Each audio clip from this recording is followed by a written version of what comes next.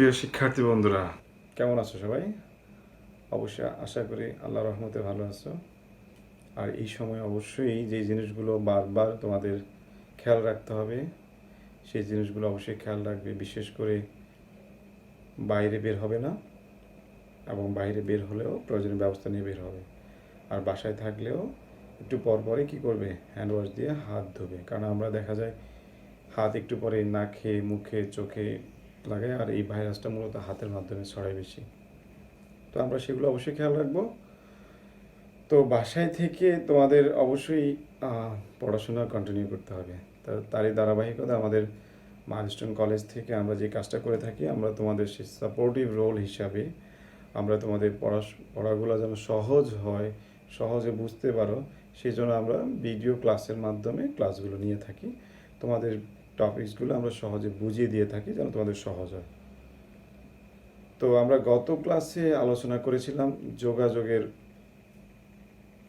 সংজ্ঞা বা যোগাযোগের ধারণা, যোগাযোগ প্রক্রিয়া এবং যোগাযোগের প্রকারভেদ, কীভাবে আমরা যোগাযোগ করতে পারি। তো আমরা আজকে আলোচনা করব হচ্ছে যোগাযোগের মাধ্যম। যোগাযোগের মাধ্যম শুরুতেই যোগাযোগের মাধ্যম আমরা তো অলরেডি জানি যে দুই বা ততোধিক ব্যক্তি একে অপরের কাছে যে তথ্য বা সংবাদ প্রেরণ করে, সেটাই হচ্ছে আমাদের যোগাযোগ। তো ঠিক এখন এই যোগাযোগের মাধ্যম সেটা হচ্ছে যে একজন প্রেরক প্রাপকের নিকট যেই উপায়ে তথ্যটি কী করে, প্রদান করে, তাকে মাধ্যম বলে। যেই উপায়, সেটাই মাধ্যম। তাহলে এখন কথা হচ্ছে উপায় আছে কয়টা? আমরা সেটাই শিখবো যে কয়টি উপায় আছে। দুইটি উপায় আছে, একটা হচ্ছে শাব্দিক আর একটা হচ্ছে শব্দ বহির্ভূত। শাব্দিক মানে শব্দ করে, শব্দ লিখে, শব্দ করে, শব্দ লিখে। দ্যাট মিনস আবার এই শাব্দিক যোগাযোগ কয় প্রকার? দুই প্রকার। একটা হচ্ছে লিখিত আর একটা হচ্ছে মৌখিক।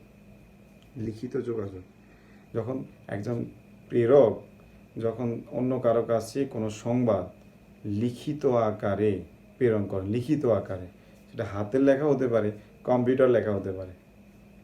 এই ডকুমেন্টসটা যখন আমি অপরের কাছে পাঠাবো লিখিত আকারে, তা সেটা হবে লিখিত যোগাযোগ। কী যোগাযোগ? লিখিত যোগাযোগ। তাহলে আমরা আগে লিখিত যোগাযোগটা শেষ করি।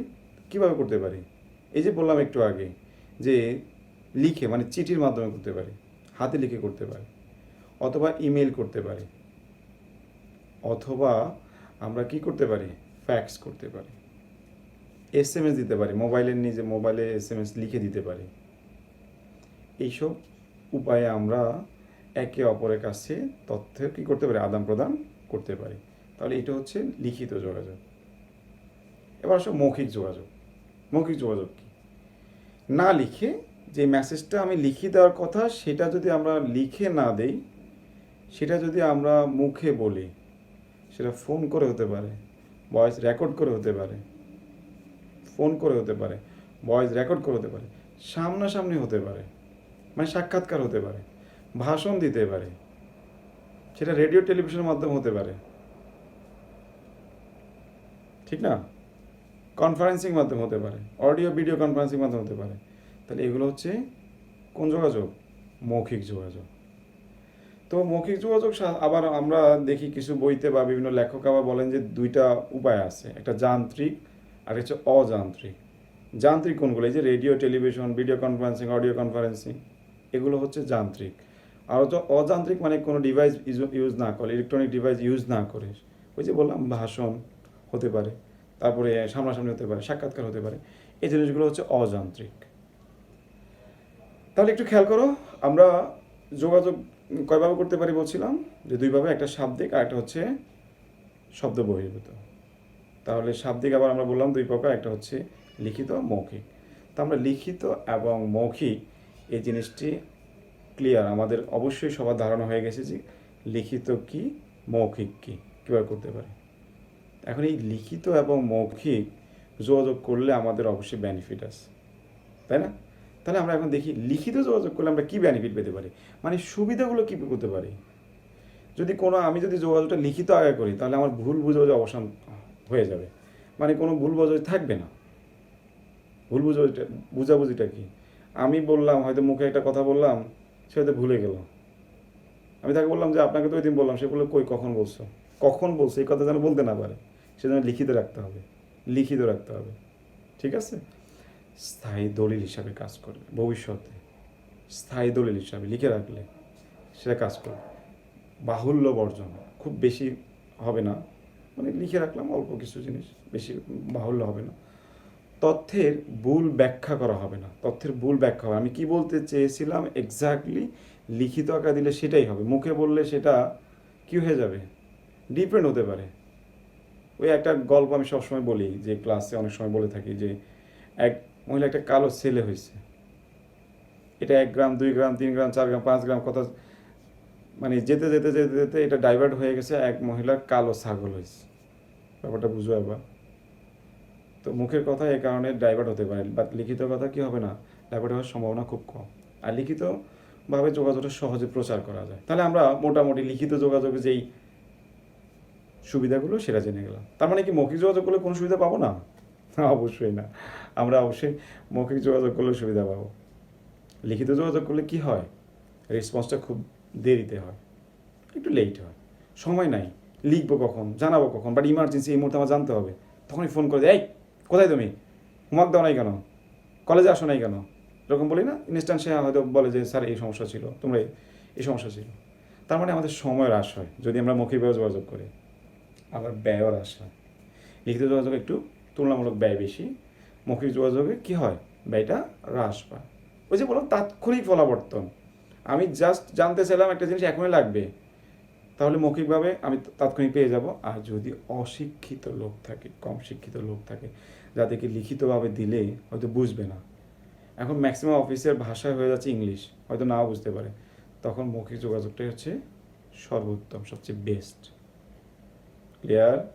তাহলে আমরা কি শিখলাম আজকের আলোচনা থেকে? আমরা দুটো জিনিস ক্লিয়ার, সেটা হচ্ছে আমাদের যোগাযোগ পদ্ধতি কয়টা, মাধ্যম দুইটা, একটা হচ্ছে শাব্দিক, একটা শব্দ বহির্ভূত। শাব্দিক কয়টা, শাব্দিক হচ্ছে আবার দুইটা, লিখিত এবং মৌখিক।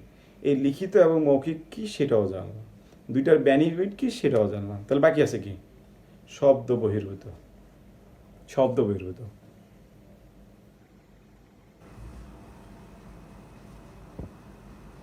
একটু আগে আমি কথা না বলে কিছু অঙ্গভঙ্গি করেছিলাম, খেয়াল করেছো? আমি জানি না তোমরা খেয়াল করছো কিনা, আবার ভেবো না যে স্যার মনে হয় এই সময় কী করলো, না, এটা আমি একটু পরেই শব্দ বহির্ভূত এটা আলোচনা করবো, তাই আমি একটু অভিনয় করলাম।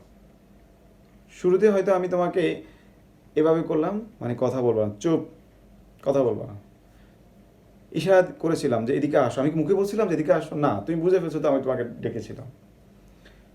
হয়তো তোমাকে হ্যালো বললাম, হাই কেমন আছো, এরকম কিছু বললাম, তুমি বুঝে ফেলছো, হয়তো সম্মতি দিলাম, না, দ্যাট মিনস কথা বলতে হয়েছে না।